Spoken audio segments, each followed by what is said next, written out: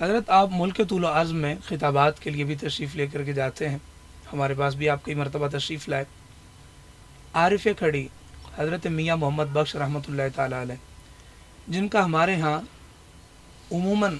تعارف ایک شاعر کے طور پر ہے، آپ اپنے خطابات کے اندر اکثر میاں صاحب رحمۃ اللہ علیہ کو کوڈ فرماتے ہیں، اور پھر ہمیں پتہ چلا کہ میاں صاحب کی عقائد پر مبنی کتاب ہدایت المسلمین، اس کی شرح فرما رہے ہیں جو انڈر پروسیس ہے، اور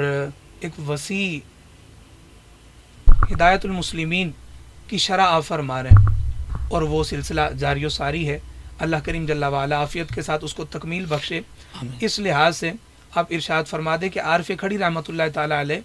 کو آپ اپنے خطابات کے اندر بھی کوڈ فرماتے ہیں، پھر ان کی کتاب جو مبنی بر عقائد ہے ہدایت المسلمین، اس کی شرح بھی فرما رہے ہیں۔ تو حضرت کی شخصیت کے بارے میں کچھ ارشاد فرما دیں، اور حضرت کی کتاب جس پر آپ شرح لکھ رہے ہیں اس کے بارے میں بھی تعارفی کلمات ارشاد فرما دیں۔ ہاں جی بالکل عرفان بھائی، آپ نے جو فرمایا کہ ہدایت المسلمین کی شرح، الحمدللہ وہ ہم لکھ چکے ہیں، اور وہ اب چھپنے کے پروسیس میں ہے، پروف ریڈنگ اس کی ہو رہی ہے، اور سیٹنگ پہ ہم کام کروا رہے ہیں۔ یہ در حقیقت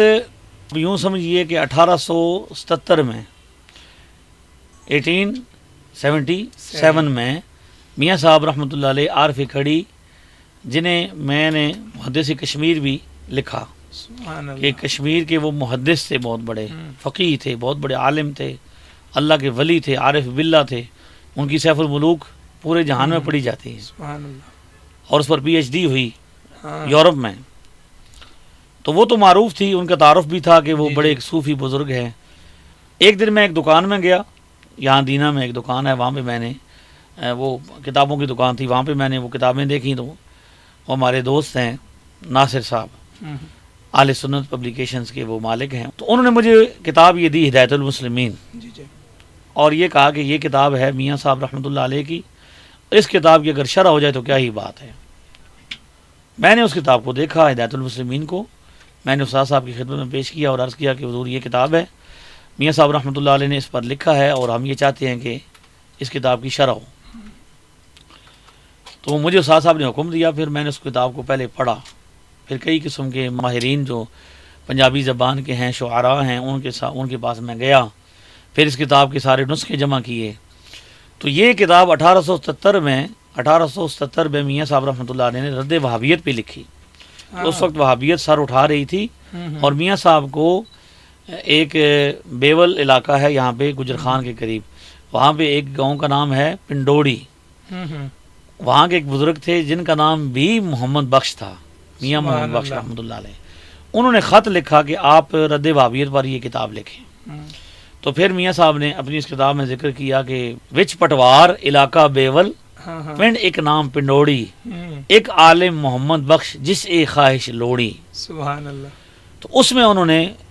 فرمایا کہ یہ کتاب چونکہ بھئی لوگ چاہتے تھے کہ عقائد پر حملہ آور ہو رہے ہیں، لوگ نئے نئے عقیدے جنم لے رہے ہیں، اور میاں صاحب رحمۃ اللہ علیہ نے ایسے ایسے انداز سے ان کا رد کیا ہے کہ آپ سوچ نہیں سکتے۔ سبحان اللہ العظیم۔ سیدی اعلی حضرت کا کام تو کمال، ان کا تو بزرگوں کا نام ہے، لیکن یہ سیدی اعلی حضرت سے پہلے کے بزرگ ہیں۔ تو انہوں نے، ان کا 1907 میں وصال ہے، انہوں نے اس کتاب میں 2000 اشعار کی صورت میں رد فرمایا۔ سبحان اللہ۔ اس میں علم غیب، استمداد، استعانت،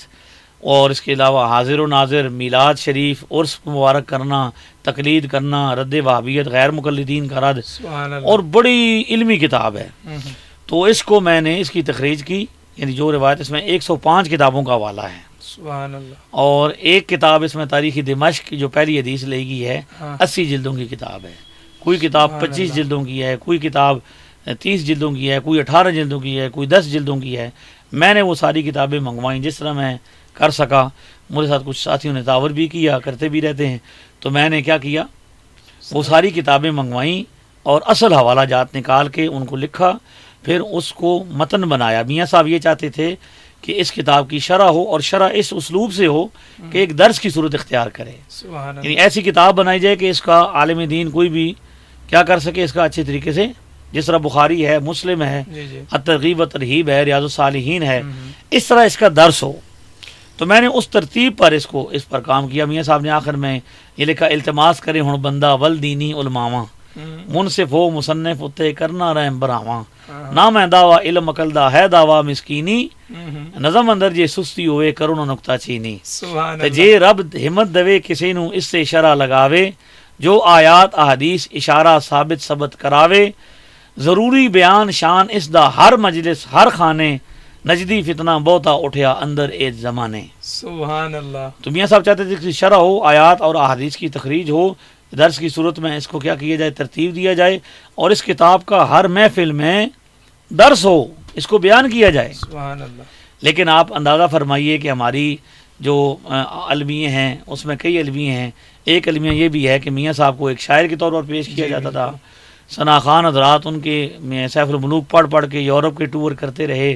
اور اب تو ایسے بدعقیدہ لوگ بھی آ گئے ہیں جو سیف الملوک پڑھ کے شہرت حاصل کرتے ہیں اور جو ہے دنیا کما رہے ہیں. میاں صاحب کی سیف الملوک کو پڑھا گیا لیکن میاں صاحب جس کے بارے میں چاہتے تھے کہ اس کتاب کا درس ہو اس کو پڑھا جائے پڑھایا جائے اس کا درس دیا جائے اس کتاب کو چھپنا تو دور کی بات ہے اس کا ترجمہ تو دور کی بات ہے شرح تو دور کی بات ہے اچھے طریقے سے چھاپا بھی نہیں گیا.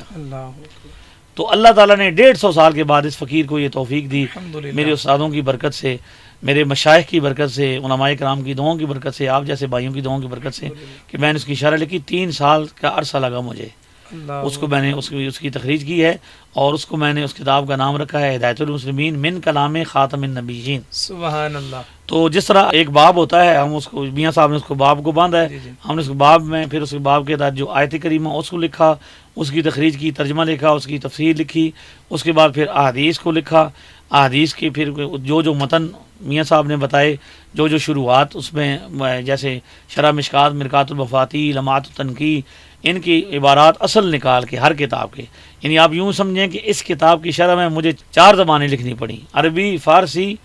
اردو اور پنجابی. سبحان اللہ. تو اس میں پھر اس کو ہم نے ترتیب دیا اللہ کے فضل و کرم سے اور اس پر کام کیا لیکن آپ دیکھیں کہ اس کتاب کا نہ تو لوگوں کو تعارف ہوا نہ اس پر کام ہوا. الحمدللہ اب ہم اس پر کر رہے ہیں کوشش کر رہے ہیں کہ چھپ جائے ایک بہت بڑا کام ہے اور بڑی ضخیم کتاب بنے گی 1 جلد میں بنے گی لیکن ظاہر ہے اس کی اخراجات اس کے چھاپنے کا خرچہ وہ ساری چیزیں آپ سمجھتے ہیں. آپ دعا فرمائیں کہ ہم اس میں کامیاب ہوں اور اس کی ہم تقریبی رونمائی کریں جیل میں بڑے بڑے علماء بلائیں سب علماء کو جمع کریں اور یہاں میاں صاحب کو پتہ چلے. یعنی یہ میں نے کتاب اس لیے اس کا کام کیا کہ ایک تو اس کی ضرورت تھی کہ بھئی عقائد پر حملہ آور ہو رہے ہیں لوگ تو جو عقائد پہ آج ہے تو لوگ اعتراض کر رہے ہیں یہ بھی تو وہی اعتراض ہیں چھوٹے میں تو اپنی طرف سے تھوڑا کرتے ہیں وہ تو وہی پرانے اعتراضات اٹھا کے اس کو نئی طریقے سے پرانا نئے جال لائے پرانے شکاری.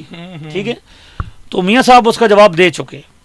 انہوں نے بڑے اسلوب سے لکھا. ایک تو یہ کہ اس کی ضرورت تھی اس لیے اس پر کام کیا. دوسرا یہ کہ میاں صاحب رحمۃ اللہ تعالیٰ علیہ کا جو تعارف ہے بطور شاعر وہ تو ہے لیکن میاں صاحب رحمۃ اللہ علیہ کی بطور محدث بطور عالم دین بطور فقی ایک عظیم عالم دین یہ تعارف ہو کہ میاں صاحب رحمۃ اللہ علیہ کے بارے میں کچھ نادان لوگ یہ سمجھتے ہیں کہ وہ بظاہر انہوں نے علوم حاصل نہیں کیے حالانکہ ان کے اساتذہ ہیں انہوں نے باقاعدہ سموار شریف ان کے استاد صاحب تھے مدرسہ تھا جہاں وہ پڑھتے رہے پورے علوم دینی انہوں نے حاصل کیے اس کا تذکرہ بھی فرمایا. تیسری بات یہ کہ آج کچھ لوگ پیدا ہو گئے ہیں جو کہتے ہیں بھئی صوفی کا کوئی عقیدہ نہیں ہوتا بس صوفی سب کے ساتھ ہوتا ہے. تو اس سے یہ ظاہر ہوگا کہ سب سے بڑا صوفی بر صغیر کا جن کی لوگوں نے بیٹھک بھی محفوظ رکھی جہاں وہ تشریف رکھتے رہے وہ بھی محفوظ رکھی جہاں ان کی سواری بیٹھی اس کو بھی محفوظ رکھا اور میاں صاحب کے شعر بات بات میں وہ لوگ پڑھتے ہیں. تو میاں صاحب رحمۃ اللہ علیہ کا تعارف ہو اور یہ پتہ چلے کہ صوفی وہی ہوتا ہے جس کا عقیدہ ہوتا ہے. سبحان اللہ. تو میاں صاحب رحمۃ اللہ علیہ نے امام اعظم ابو حنیفہ کی تعریف کی. سبحان اللہ. فرمایا آنکھیں کاری ترتیب ایویں ہے انا امامہ چاراں جی میں ترتیب فضیلت ہے 14 کے 12. سبحان اللہ. ابو حنیفہ وچ امامہ اعظم افضل اول پھر مالک تھے پھر شافی پھر احمد بن حنبل. سبحان اللہ. یعنی امام اعظم ابو حنیفہ 4 اماموں میں اسی طرح افضل ہیں جس طرح 4 یاروں میں صدیق اکبر رضی اللہ تعالیٰ عنہ. سبحان اللہ. اور ایسی اب مشکات شریف کی حدیث نمبر جو ہے 4243 نمبر حضرت سیدنا حذیفہ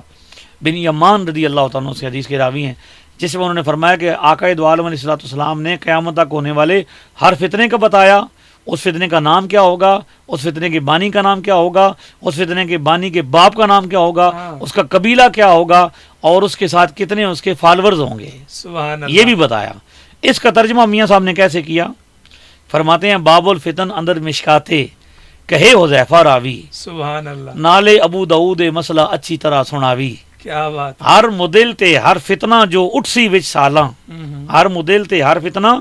جو اٹھسی وچ سالاں، حضرت خبر سنائی سب دی اصحاباں خوشحالاں، سبحان اللہ، تی قیامت اٹھسن جو فرقے بے دینے، جبری قدری تے بوتزیری تے نجدی بے یقینے، کیا بات ہے، سبحان نجدی اللہ، بے یقینے، اہل حق نو تانے مارن حقوں آپ کے نارے، رب دیاں یاراں دے جو منکر قہر الہی مارے، سنی دا اپرالا کریے وچ جدال وہابی،